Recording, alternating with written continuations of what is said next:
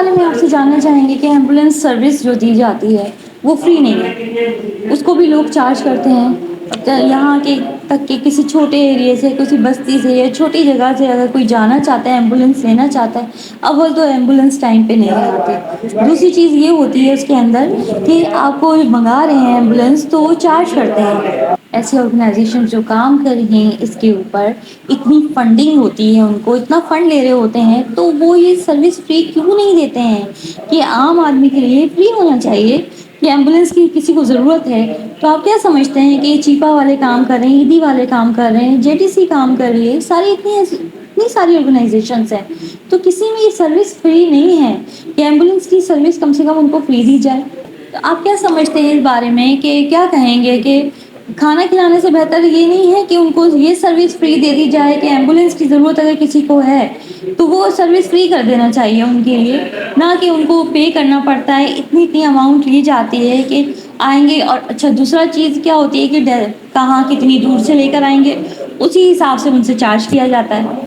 कि जो दस्तरखान लग रहे हैं रोडों पे, जो ट्रैफिक ब्लॉक होता है, और दस्तरखान भी कैसे मुर्रगंद गज़ा है। हमारे गरीब लोगों को तो पेट भरना है भाई, दाल रोटी खिलाओ उनको। दाल, आप चले जाओ वहाँ पे किसी बुजुर्ग की दरगाह पे, तो वहाँ पे दाल वाले भी बैठे हुए हैं, दाल नहीं खिलाएंगे, लोगों से चंदा लेंगे। चंदा, अरबों रुपए चंदा है। आप सबका जितने भी हैं जो ये फलाई काम कर रहे हैं ना, इनसे पूछें कि तुम्हारे पास पैसे कितने हैं।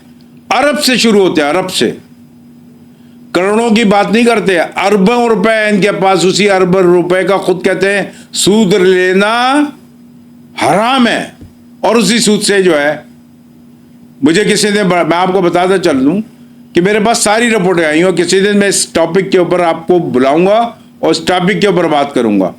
और तीसरी बात जो आप हेल्थ से रिलेटेड है, कल मैंने छिपा को भेजा है मैसेज कि आपकी जो ये जितनी भी है, और छिपा समेत जितनी भी ये एम्बुलेंस चला रहा है, अरे ये एम्बुलेंस कहाँ है? ये एम्बुलेंस नहीं कहते हम इसको। एम्बुलेंस वो होती है जिसके अंदर सारे इक्विपमेंट्स लगे हुए हों, ऑक्सीजन लगी हुई हो, उसके साथ वो दवा, वो खड़खड़ करती भी नहीं भागेगी आपकी गाड़ी। बड़ी गाड़ियां होती हैं जो, जिसको एम्बुलेंस कहते हैं, बाकायदा इंटरनेशनल स्टैंडर्ड के मुताबिक। रमजान छिपा को कल मैं मैसेज भेज चुका हूं, और उसको, और अभी हुकूमत को भी कहना चाहता हूं, अभी अगर हमारी ये कॉन्फ्रेंस होगी तो मैं उसमें सबसे पहले ये भी मौजूद उठाऊंगा कि जो है पाकिस्तान हेल्थ केयर समिट में, कि जो पेशेंट केयर, ये इन्होंने एम्बुलेंस की नई नंबर प्लेटें ली हुई हैं, इसको तमाम गवर्नमेंट से मैं अपील करता हूं कि जो ऐसी एम्बुलेंस हैं जो कि इंटरनेशनल स्टैंडर्ड को बीट नहीं करती, उन तमाम की जो है ये नंबर प्लेट्स को कैंसिल कर रहे हैं, इसको प्राइवेट में लेके आए। और ये जो एम्बुलेंस हैं, दूसरी तरफ ये किसी साहब ने भेजा, अरे भाई एम्बुलेंस है, क्यों लड़ाइयाँ कर रहे हैं आप लोग? एक एम्बुलेंस इधर से आ रही है, दूसरी उधर से आ रही है, तीसरी उधर से आ रही है, और एडवर्टाइजमेंट चल रहा है। मरा एक बंदा है, 12 एम्बुलेंस आ गई। क्यों? ताकि हमारा इश्तिहार चले, टीवी चैनल्स आ जाते हैं ना वहां पे, वो टीवी चैनल चला रहा है कि ये फलानी एम्बुलेंस में जा रहा है, ये लाश जा रही है, ये उड़ गया, ये बढ़ गया। ये खत्म करो भाई दिखावा। और तुम लोग जो पैसे चार्ज कर रहे हो, उसने भी, किसी ने मुझे भेजा कि जनाब ये जो है, ये अगर टैक्सी में लेके जाओ तो इतने पैसे रखते हैं, 800 रुपए, और तुम लोग तो 3-3 हज़ार रुपए चार्ज करो। किस खाते में भाई? तुम्हारी तो, तुम तो चंदा भी लेते हो ना, टैक्सी वाला चंदा नहीं लेता। बहुत बड़ा मौजू है ये, बहुत बड़ा मौजू।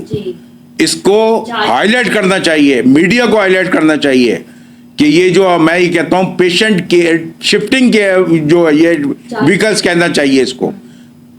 Don't say ambulance. हुकूमत भी तवज्जो दे।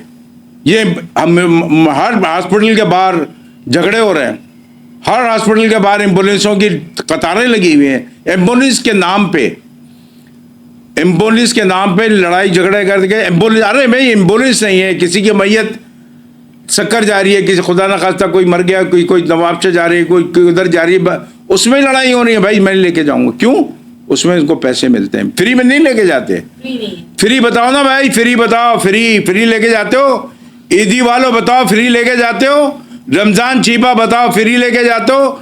जेडीसी बताओ फ्री लेके जाते हो? नहीं, तुम लोग उससे ज्यादा चार्ज करते हो। चार्ज मत करो, लोगों को लूटो नहीं, कमाइयों का जरिया मत बनाओ। और ये कौम बेदार होने वाली है, ये कौम सबको समझ चुकी है कि जो है लूट खसूट कर रहा है, ये धंधा मचाया हुआ धंधा, इस धंधे को बंद करो। ये धंधा मचाया हुआ तुम लोगों ने, इस धंधे को। और जितने भी ये खाने की, यहां से मैं मुर्तजा वहाब साहब से भी अपील करता हूं, और उनका भी एक बयान पिछले दिनों आया हुआ था कि वो रोडों से वो जो है हटाएंगे। ये फौरी तौर पे कार्रवाई कराएं, इनको किसी मैदान अलर्ट कर दें, कहीं और जाके करें, ताकि इनका एडवर्टाइजमेंट खत्म हो। अरे रसूल करीम सल्लल्लाहु अलैहि वसल्लम ने कहा, फरमाया कि तुम अगर किसी की मदद करते हो तो दिखा के नहीं करो, बंद मुट्ठी में करो। तुमने दस्तरखान सजाए हुए हैं, किस लिए भाई? चंदा लेने के लिए। तुम्हारे जो चंदे हैं ना, चंदे, उससे बताओ कि तुमने कितने अरब बनाए। अब तो पाकिस्तान से नहीं, बगैर ममालिक में जाके, अमेरिका में जाके, इंग्लैंड में जाके चंदे ले रहे हो, चंदे हमारे पाकिस्तानियों से। करोड़ों अरबों रुपए आ रहे हैं वहां से। किसके ऊपर है इनकम टैक्स? और किसी ने तो मुझे वो भी बातें बताई हैं कि क्या हो रहा है, पाकिस्तान में पैसा दो बाहर ले लो, बाहर पैसा दो यहां ले लो। ऐसा भी है क्या? नहीं है? नहीं है तो फिर जवाब दो, और है तो बताओ। खुल के बात करूंगा मैं इसके ऊपर। ये कौम बेदार हो जाएगी इंशाअल्लाह। अब बेदारी की तरफ, जैसे किसी मुल्क की कौम जो थी ना, कभी किसी जमाने में अफीम पी के सो गई थी, और वो जब जागी तो आज दुनिया की तरक्की याफ्ता कौमों में शुमार हुआ उसका। ऐसी अब पाकिस्तानी कौम इंशाअल्लाह बेदार हो रही है। हम बताएंगे कि बेदार कैसे होना है, हम बताएंगे कि पुलिस के चक्करों में क्या हो रहा है, हम बताएंगे कि इसके पीछे जो है ये फार्मास्यूटिकल कंपनियों का क्या धंधा है, हम बताएंगे कि ये, बल्कि एक जो है बड़ा ड्रग रेगुलेटर वो है, उसने बताया कि ये दवाएं जो है एक्सपायर नहीं होती। अरे मैं तो सुन के हैरान रह गया कि एक्सपायर दवाएं नहीं होती, हम तो एक्सपायर होने से पहले ही 4 दिन पहले उसको हटा देते हैं।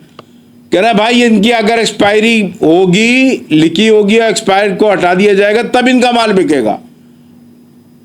तो ये भी वजाहत कर रहे वजारत सेहत हर चीज की जवाबदार है। जनाब मुस्तफ़ा कमाल साहब, आपने बहुत बड़ी जिम्मेदारी आपके ऊपर आयद होती है।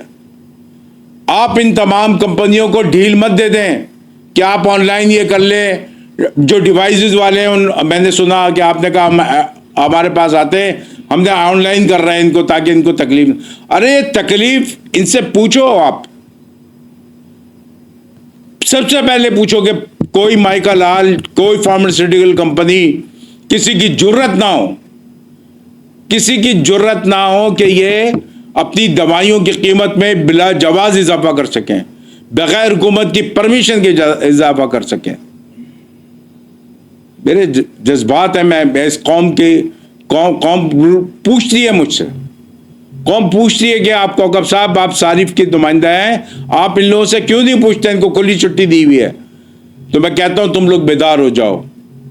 बेदार हो गए आपका अब सोशल मीडिया, आपका अब टीवी चैनल्स, और ये सब जो है ये आप लोगों में बातें जाती हैं। जब लोग सुनते हैं तो सब एक प्लेटफॉर्म पे मुत्तहिद होते हैं। तो इंशाल्लाह पाकिस्तानी कौम में भी वो जज्बा है और वो क़ुव्वत है, ईमानी है कि हम जो है ऐसे माफिया से ज़रूर टकराएंगे। हम ऐसे माफियाओं को सबक सिखाएंगे जो कि इस कौम को लूट रही है दोनों हाथों से, चाहे सब्जी वाला हो, फल वाला हो। आप देखिए छड़क रहा पानी छड़क रहा है, सब्जी वाला बेच रहा है। ग्रोसरी वाले पे चले जाए तो माल चला के वो जो है 2 नंबर चीज़ें उसमें मिलावट शुदा माल बेच रहा है। फल वाले के पास चले जाए, 2 किलो फल लें, चार जो है वो उसमें अंदर 1.5-2 पाव जो है गला सड़ा फल भी रख देगा आंख बचा के। मेरे साथ भी कल ये हुआ कि 6 किलो आम लिए, 2 किलो जो है उसमें मैंने उधर खड़ा हुआ था ठेले के उस साइड में, तो मैं अपने जो चाट चाट के रखा उधर से उसने जो रखा तो उसने भी वो जो है वो उसके अंदर 4-6 आम ऐसे डाल दिए। कुछ नहीं लेके जाना है। जज्बा जो आपका जो बेईमानी का जो कल्चर है इसको ख़त्म करना चाहिए। बेईमान जो लोग हैं, जो बेईमान काम कर रहे हैं बेईमानी का, उनको सख्त तरीन सजाएं। दौरे खिलजी की याद आती है मुझे कि मैंने पढ़ा कि दौरे खिलजी में उसने कहा कि जो अगर कीमत बढ़ाए हुकूमत की एक मुकर्रर करदा कीमत से तो उसकी खाल खिंचवा दो, जो मिलावट करे उसकी खाल खिंचवा दो। तो खाल उस जमाने नहीं कि जो खुद ही डर गए। इसी तरह अयूब खान का दौर था, जब मार्शल लॉ लगा तो लाखों करोड़ों पे लोग जो है नदी नालों में फेंक गए और लोगों ने जो है वो हेडलाइट जो है आदि उसने का हुक्म दिया, तमाम पूरे मुल्क की जो गोश्त की दुकान है उस पर जाली लगेगी। इतनी ऐसा लग रहा है, मैं कल गया था परसों मंडे के दिन, इतवार के दिन गोश्त लेने के लिए, तो ऐसा लग रहा था कि मक्खियों से पूरा जो है वो कारपेट बनी हुई है मक्खी उसकी गोश्त वाली की दुकान पे, ये क्योंकि बारिश के बाद का सारा। अरे भाई ये क्या, यहाँ पे क्यों नहीं करते कमिश्नर कराची? कमिश्नर कराची का एक हुक्म जो है, तमाम डिप्टी कमिश्नर साहबान अगर ये कहते हैं, और मैंने कहा था उनकी मीटिंग में कि आप जो है ये जालियां लगवाएं, ये गोश्त जो है ये मुजरे सेहत गोश्त हो जाता है, मगर नहीं लगी। करवाएं कुछ खुदा के लिए। जो आपको अल्लाह मियां ने अगर इस्तात दी है, आपको कोई ओहदा दिया है, बैसे थे वजीर, बैसे थे कमिश्नर, बैसे थे कोई और डीजी फूड अथॉरिटी बनाया हुआ है, कोई सिंध हेल्थ केयर कमीशन का चेयरमैन बनाया है, तो आप पैसा ना कमाओ, तवज्जो दो, आप भी इसी पाकिस्तान के शहरी हो। बहुत शुक्रिया। बहुत बहुत शुक्रिया कौकब साहब, आपने टाइम दिया हमें।